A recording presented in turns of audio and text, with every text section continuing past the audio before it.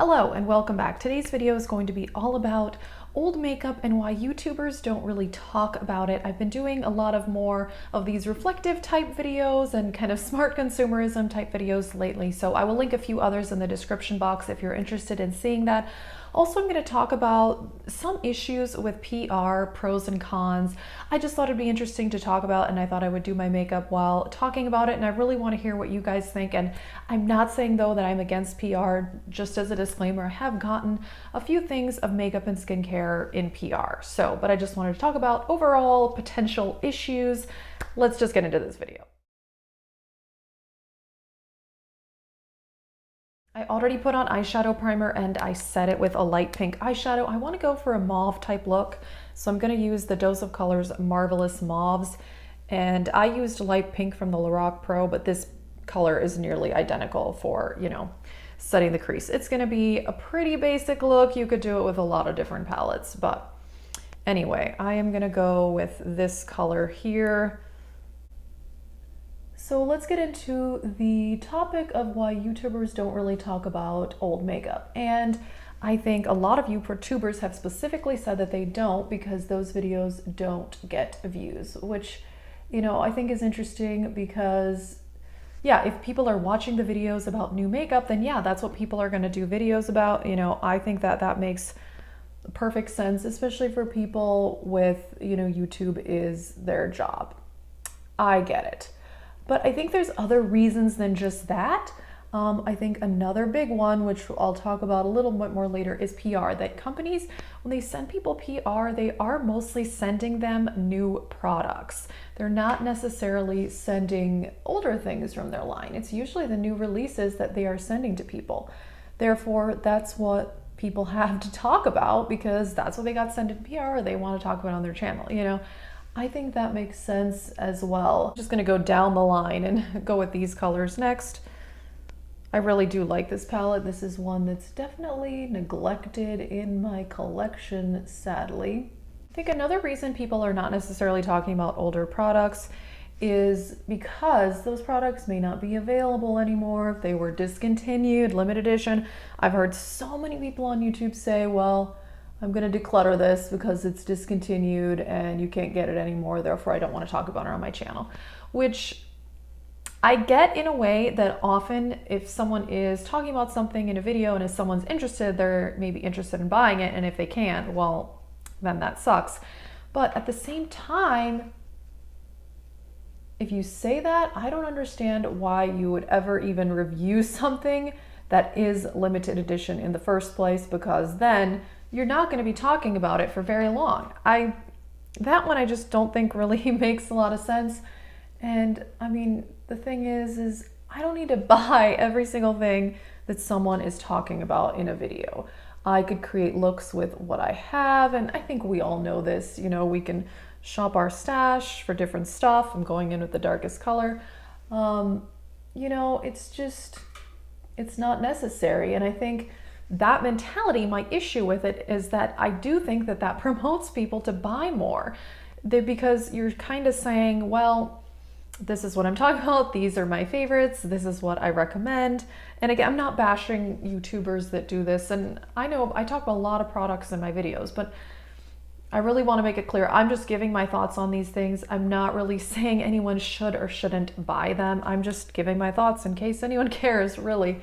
Yeah, so I think that is kind of an issue because you're saying, well, it's only worth me talking about it for you to go out and buy the same thing. I don't know. I don't think people are really thinking of it that way, but it's just kind of a thought that I've had. Another big issue I think with this is that people only talk about something for 1 or 2 months and then it's kind of forgotten about. Well, if someone bought that based on someone's recommendations, they may want to keep hearing about it. They may still want to see a look with that palette 3 to 6 months down the line, but we're always on to the next new greatest thing, which, I think keeps people from doing that and revisiting some older palettes, which I feel like nowadays people consider something old after only, 1 to 2 months, which is really not the case, and kind of sad, I think. Basically, I just mixed all 4 of these colors in the crease and outer corner, and I'm gonna go with a shimmer from this Juvia's Place palette because I think that would go well with this. I like this Marvelous Mauves palette, but I've said before, it's kind of a one-trick pony. You can only do so many looks with it. I'm using the Juvia's, this is the Violets palette, and I feel like this taupey purple would go well with this look. I've been kind of imagining a taupey purple look for a couple of days, so I thought that I would recreate it. And it's not actually I don't have a lot of eyeshadows in these type of colors in my collection. Another reason I think that people are not talking about older makeup as well is, you know, I think a lot of YouTubers kind of go off what people request, and if people want to see, people will ask them to review newer products. I see that a lot in people's comments. You know, I'm talking like bigger review type channels where that's kind of the purpose of their channel. You know, those are the things that people are requesting to see. So it makes sense that that's, you know, what they're talking about. I'm wetting this eyeshadow because I feel like it kind of needs it.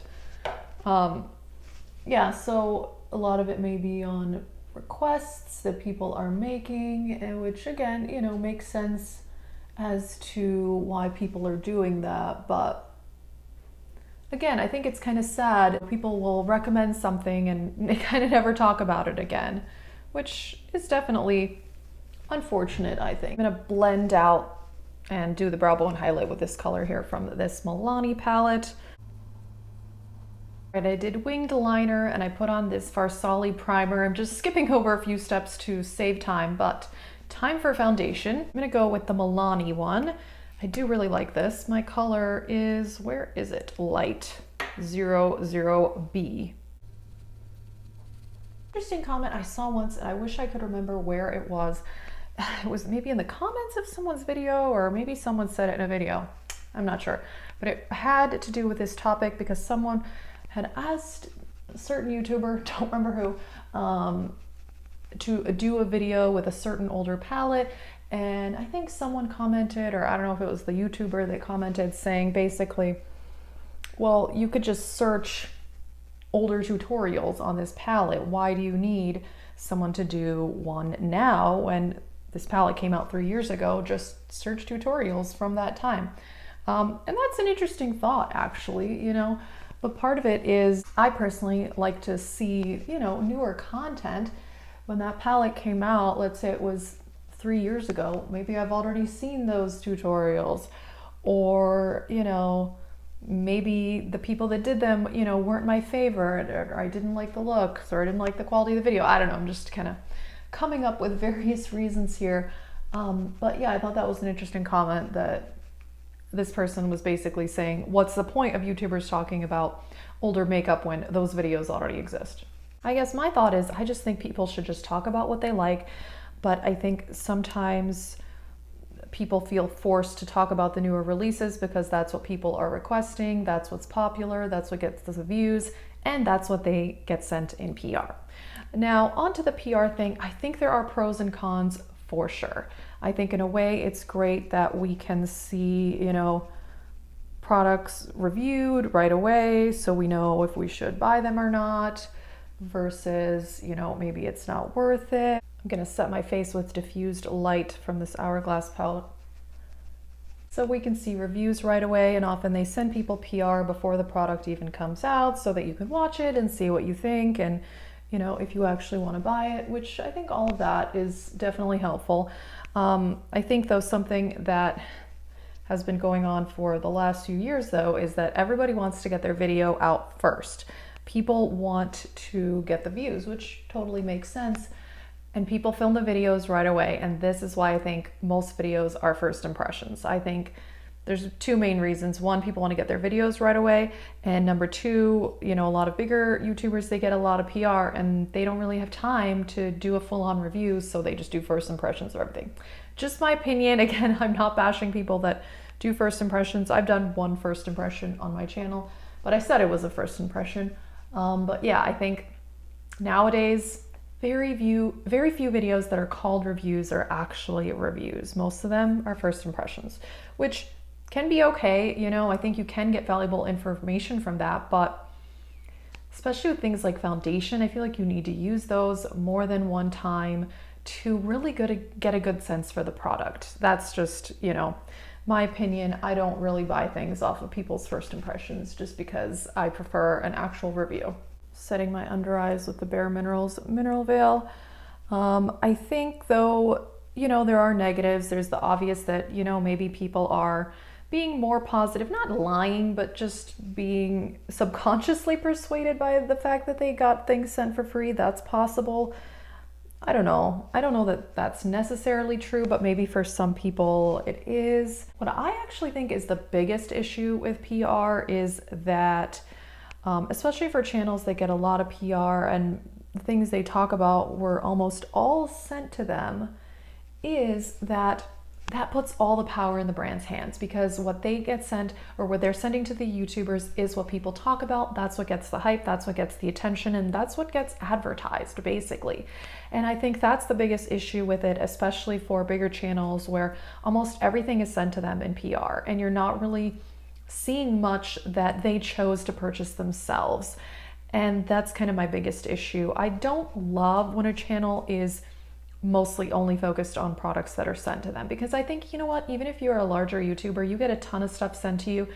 There's so much makeup out there. There is so much you could buy on your own that you didn't get in PR, especially because mostly it's the newer releases that people are being sent. So I think that's probably my biggest issue, is that it is just puts all the power in the brand's hands. They're getting all this free advertising when there may be a lot of other just as good or better products out there that we're not hearing about. Doing some bronzing and contouring here. Using this Marc Jacobs bronzer. Definitely one of my favorite products for a very long time. Speaking of discontinued, I'm gonna use this Tarte blush palette. This is from a few years ago. I love this packaging. This is the Blush Bliss palette. This was some holiday release a few years ago. I'm gonna go actually with this neutral, slightly peachy color here. I do like this palette. I don't really reach for it though, which is kind of sad.